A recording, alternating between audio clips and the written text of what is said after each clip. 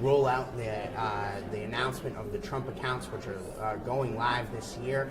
We are with Chairman Jason Smith of the House Ways and Means Committee. Chairman Smith, thanks for joining us here. We're going to hear from the president momentarily. He is expected to address the event here around 11 a.m. What are you expecting to hear from President Trump when he speaks here today? It's great to be with you, Matt. Always excited to hear the president speak.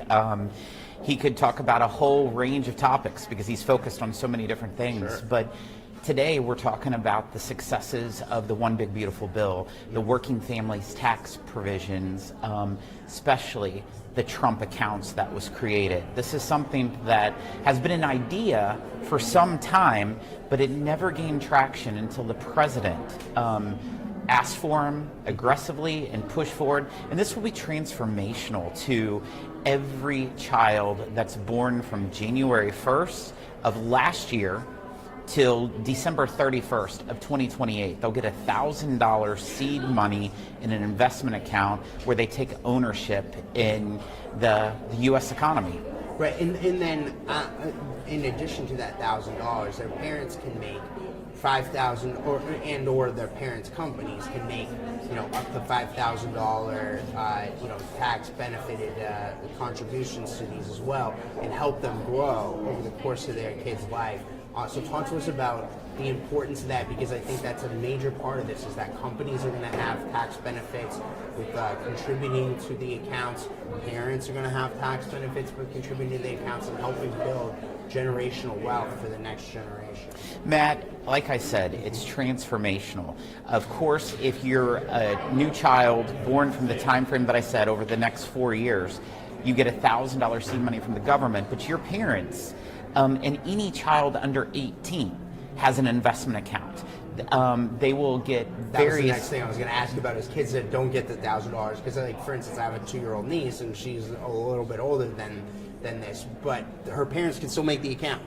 And she will get the $250 investment from the Michael Dell and Susan Dell Foundation. Mm-hmm. As you may have seen, Michael and Susan just over a month ago announced that they were going to give $6.2 billion, and that was going to be a $250 investment in every child under 10 years old.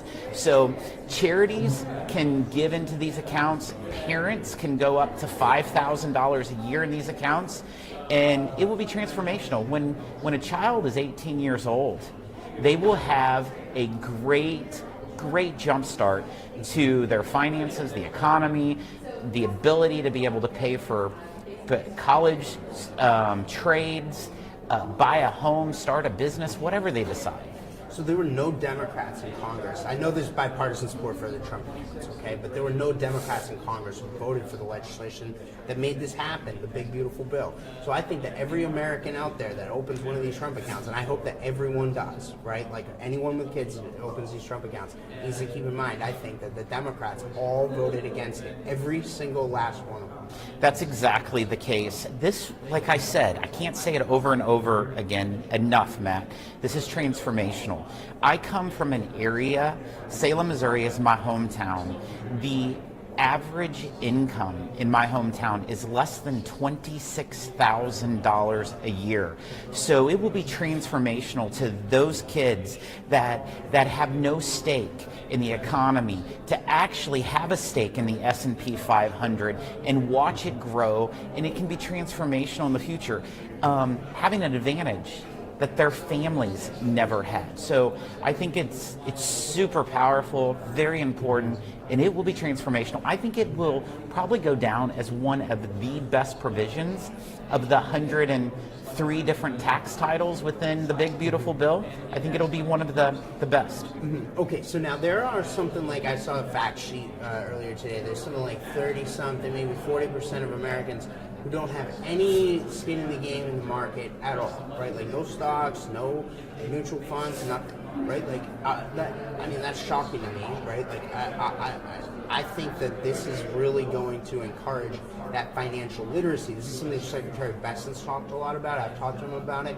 I know the president's talked about this. People are going to learn about the markets because they're going to see it their whole life all the way until they become an adult.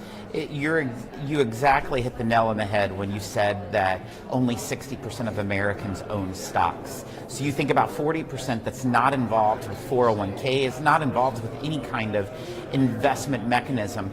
But a more astonishing number is 40% of Americans cannot afford a $400 emergency. And so being able to start this investment can be transformational and will make a major impact on making the United States wealthier. But just look at the economy over the last year.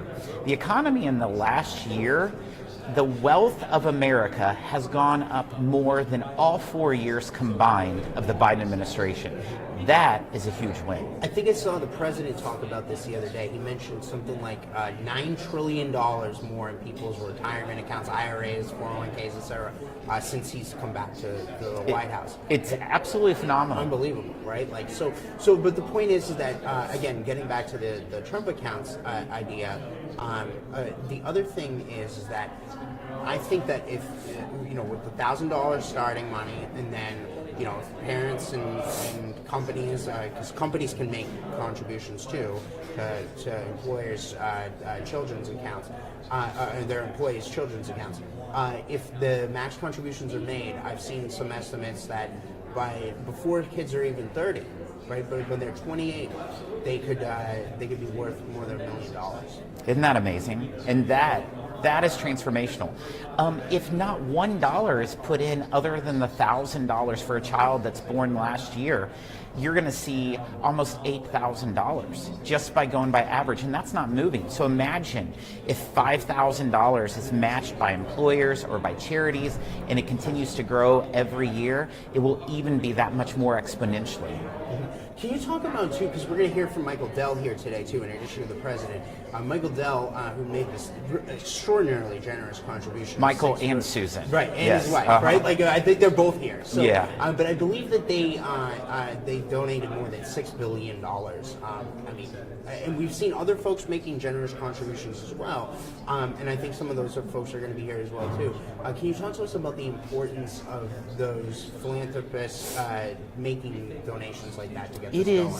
It is so important. I know whenever we were drafting this policy and working through the legislation, I talked to numerous individuals that said, hey, if this happens, we would love to give money to our employees' kids. We would love to just give to charities. In fact, Michael Dell, before the bill was ever passed, said, Susan and I would like to invest if this becomes law. I never dreamed it was $6 billion. Yeah. And to see it happen, that's absolutely phenomenal.